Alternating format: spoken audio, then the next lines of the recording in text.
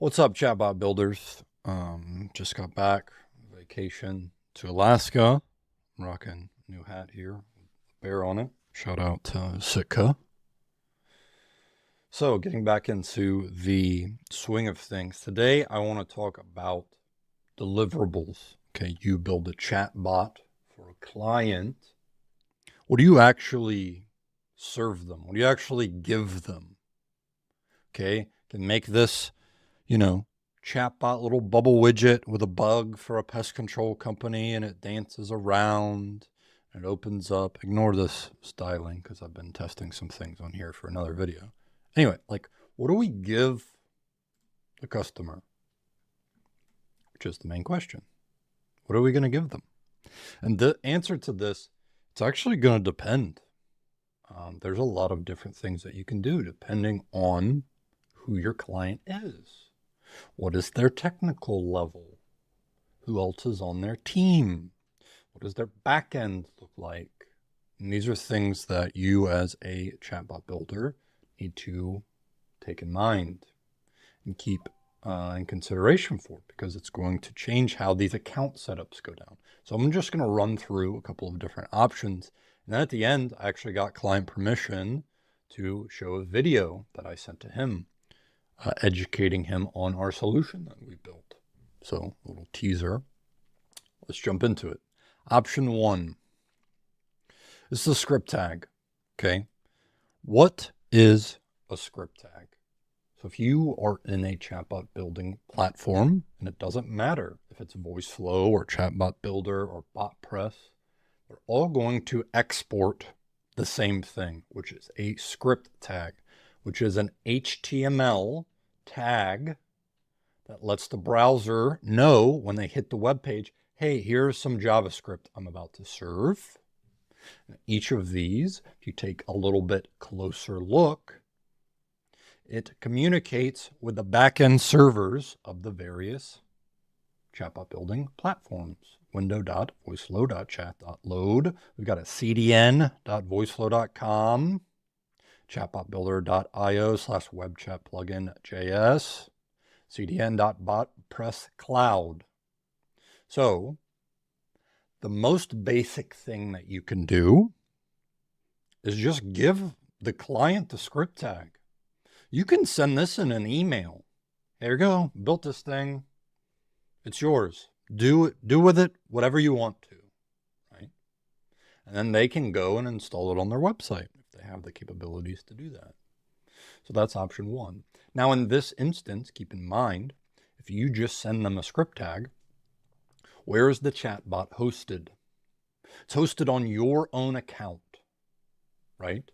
So depending on the usage and the setup, that's something that you need to keep in mind for billing and pricing out your solution to the clients, right? Because if you're going to host their solution, there is an associated cost that comes with that, right? I have a client that is not technical at all and doesn't really have these capabilities, and maybe has a general awareness of the chatbot building platforms, but it's not really going to get into the weeds. Connor, you deal with this. So we have a monthly retainer where I host everything and then just charge him monthly for it. So this is option one. Just give them the script tag. What is option two? Website installation, or whatever the chatbot is connected to. So instead of just emailing your client the script tag, if they need help installing it, just log in to the back end of their website and install the script tag for them. And maybe the site is built on WordPress or Webflow or Wix, or it's a custom site. You actually make the connection. And if it's not a website web chat, maybe it's connected to a social channel or Microsoft Teams or Slack, you go in and you make that connection for them and get login details. That client that I was referencing, he has a WordPress website. Here, Connor, here is an admin login to my WordPress. You go in and do whatever you need to do, right? Or here's some login information. go in and do what you need to do. Then we're going to change the password and boot you out of there, right? You can do this however you want to. Just depends on what they need help with. So this is option 2. But remember, if you build something in BotPress or Chatbot Builder or VoiceFlow, generate a script tag, and then go install it on their website for them, it's still hosted on your chatbot building platform accounts. Now, I didn't go over this initially. Where do we get this script tag? Well, it depends on the platform. If I open, let's see, Chatbot Builder, if I go into Settings, Channels, Web Chat, and you create a web chat here, this little 3 dots, Get Code.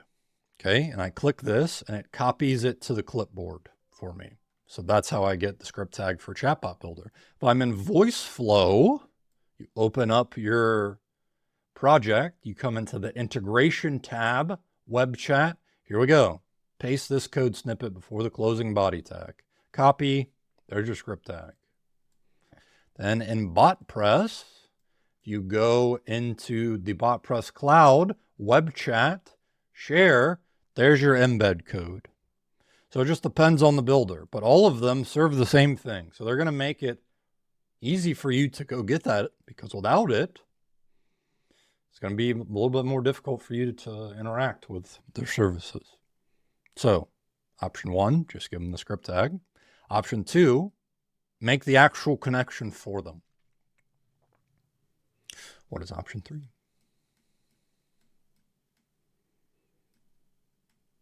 Account setup. So I have clients that would like to spin up their own VoiceFlow accounts or Chatbot Builder accounts, and then invite me as a team member or give me the login details. Connor, go in, build us out some stuff, and then leave, right?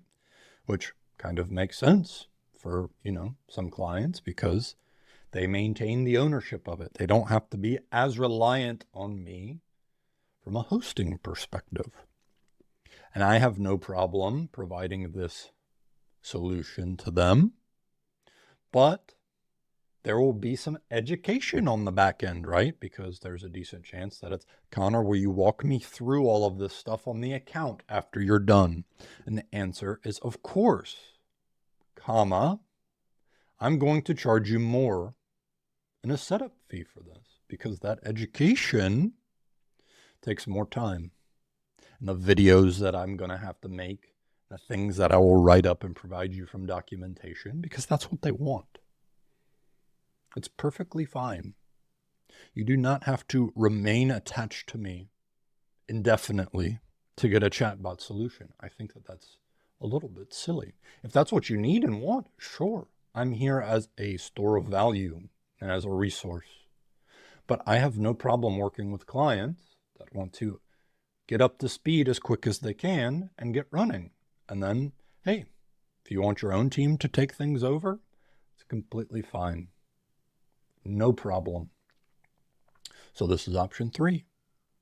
And look, if you are good enough at building out solutions and the client needs continuous work, you can just have a monthly development retainer instead of an individual product plus monthly hosting retainer.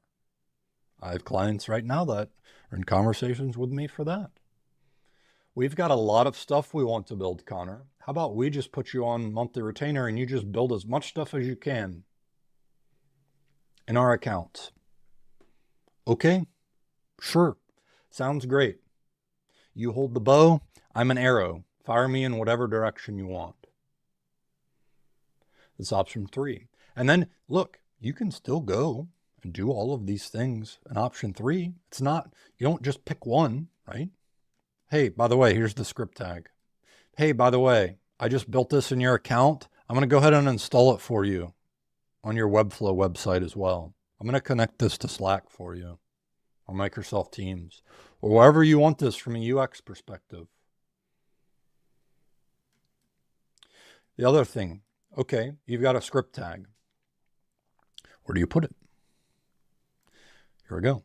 If I look at, let's see, I have a live canvas thing open. There we go. Okay, this is my WordPress backend. I'm using live canvas for this to allow me to look at HTML a little bit more clearly. So if I scroll down here we go. Here's my chatbot builder. Okay, so I've been able to just inject this HTML right onto this page. But depending on what page builder you're using or what your website backend looks like, you have to find where you can inject this script tag. But what is this going to do? If you put this code directly into your website every single time, what is going to happen on the front end? It is going to be a bubble widget on the bottom right-hand corner, okay? If I go to something like this, where I've got an embedded chatbot on the page, hello, solar subscription, or even my own website, scroll down, there we go, okay? This is taking the existing script tag and then doing something more with it, right? More advanced. Hey, I'm going to embed this on this page. I'm going to create this custom container with styling. I'm going to create a button that clicks. When I click this button, it opens up a chatbot. Okay, that's you taking the base script tag and then reading through the documentation of all of these platforms and applying your skill and knowledge in order to create unique experiences. Add-ons. What are other things that you can do? You can record yourself walking through your solution. Hey, this is the reason that I chose to go in this direction. This is how this works. Because remember, a large part of this is not just building out the AI chatbot solution. It is making your clients feel comfortable with what you did and educating them. That way it lowers some of the concerns that they might have or the risk that they might be taking on. If you are setting up accounts for your clients, instead of finding a time that works for both of you and having a one-on-one, session where they might forget the things that you say halfway through because some of these platforms have a lot of stuff in them. Maybe you record a video, have a training session with multiple team members at once. And then from a documentation side, right, you're going to want to put this script tag somewhere, put it in a shared Google Doc, take some screenshots of some maybe initial I've started to do this with prompts, right? I want to know what all the prompts were when I built it, especially if you're giving the account keys to other people and they start going in and adjusting things. It's like, hey, I want to know what this was initially. Because if you start messing with things and tweaking things, the output is on you then, right? So let's watch this video that I sent a client. And this is for a technical product chatbot where this particular client wanted to start talking with some tech specs for his company. Now, before I play this, I am going to black out anything that would identify this client. But let's go ahead and watch this. Some prompts and then just restart this. Got hatception going on over here. Good morning, Michael. I'm going to break these videos up into chunks. Maybe it's a little bit easier to follow. And also, I don't think I'm going to record them all at the same time. I'm going to keep my voice a little bit lower than normal because my 4-year-old and wife are still sleeping here this morning. First thing that I wanted to do is to kind of give you a high-level overview of how this assistant is actually working. And I kind of already touched on a lot of this in the previous video, but just to have a kind of a visual flow chart of what's going on here, I think it might be beneficial.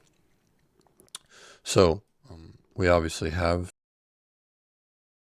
product info that you sent over. That was a combination of an Excel table of data and also some links to various product PDFs. So the first thing that kind of had to do is I had to clean up this Excel chart because none of the assistants that I attempted to build really liked interfacing with that particular Excel spreadsheet.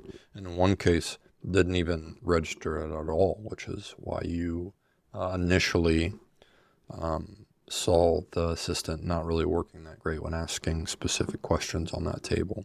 So converted the data inside of that Excel sheet into JSON and also made sure that all of the objects in that JSON had the same information. So if there was missing data, we made sure to fill that data gap with nulls. That way, there was a consistency to the data output for the assistant, which just makes this helps for prompting too, right? When you're fetching information, if you can instruct the assistant, hey, if you reach a null, output this. Sorry, this data is not available, or this spec doesn't work. So having that consistency in data, it's garbage in, garbage out. It's life easier. Then we send all of this stuff to the OpenAI assistants. And what we do inside of the assistants is a few things, right? So I have some prompts and instructions that I have kind of used just from my experience in this particular space. We set the temperature, which is how much creativeness basically is this large language model going to use. And because we're dealing with technical product specs, the temperature gets brought down, right? Because we don't need the model to be creative. We need the model to tell us what the tech specs are. Choose the model. And really what sets this particular solution apart from a quality standpoint is this vector database. Because it's one thing to have a spreadsheet that has columns and titles and stuff like that. It's a completely different beast to have this vector database, which adds some semantic reasoning to what we're trying to accomplish here and really helps the large language model feed data based on our requests that we are typing in. This is really how it works. So once we do this, it's like, okay, great. We have an assistant built that we can talk to inside of OpenAI. But the problem with that is you're not going to have people log into your OpenAI account and go into the developer portal and chat with this thing. It's not a very good user experience. So we'll need to extract chat functionality of this assistant outside of OpenAI, which is a very, very common request at the moment. It's like, hey, how do I get these GPTs out of OpenAI? Hey, how do I get this somewhere else? And we're going to use BotPress for this particular instance. And there's a few different reasons why I chose BotPress instead of VoiceFlow. And one of them is it works a lot better when you are just dealing with straight JavaScript, and that's because it's got some imported libraries that are helpful out of the box. And the other big thing is BotPress is open source, and it's got full logs. So if anything like is broken or goes wrong, I can just look through the logs and kind of figure out what's going on, which VoiceFlow kind of remains this black box where I kind of have to guess what the problem is. And another thing that's nice about BotPress, Michael, is I can actually just invite you to the workspace and it doesn't like cost me anything. So depending on how you want this solution to work out long term, I can just add you, as a member really, really easily. And it's not going to take our BotPress plan from, $50 a month to $500, which is what the team's, account in VoiceFlow is.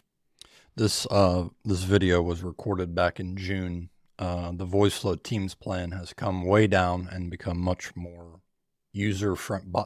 Chatbot building user-friendly compared to what it was back in the summer. But they even agreed that, hey, that was way too expensive. That was a swing and a miss. So the cost, there are still lots of positives from the BotPress workspace that I still like, but voice flow Teams is not as expensive as it was in this video. Just wanted to put an asterisk on that. Really, really strange. But the pricing for BotPress through the BotPress cloud is much more reasonable because, let's see if I can pull this up too. I'll show you.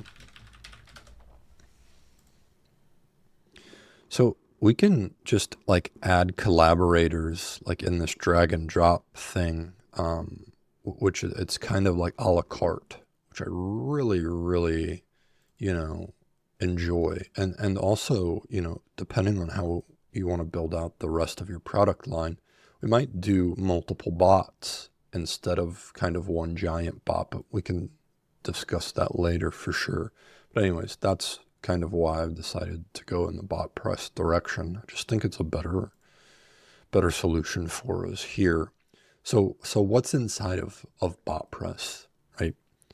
And it's a lot of JavaScript, and this JavaScript is necessary to talk to this assistant in OpenAI. And the OpenAI Assistant API, you've got to create a new thread, and then you've got to add a message to the thread, then you've got to run the thread, then you've got to grab the message out and put it. So there's actually a lot that goes on even to send one message through the OpenAI Assistants API. And that's all done with JavaScript, and all, in another video here coming up soon, I will walk through all of the JavaScript with you. And you can see that it's kind of commented out. That way you can at least understand a little bit what's going on. So once we have this running inside of BotPress, now we have this customizable web chat that's available for your team. And this is where you started talking to this thing. You send it to the link to your team members. But having this web chat, now we can put it somewhere, right? We can throw it up on a website, get the script tags and do it something, and then put it somewhere that is more helpful and useful for your particular workflows, or your, post-sales team guys that are going to talk to this thing and use this tool.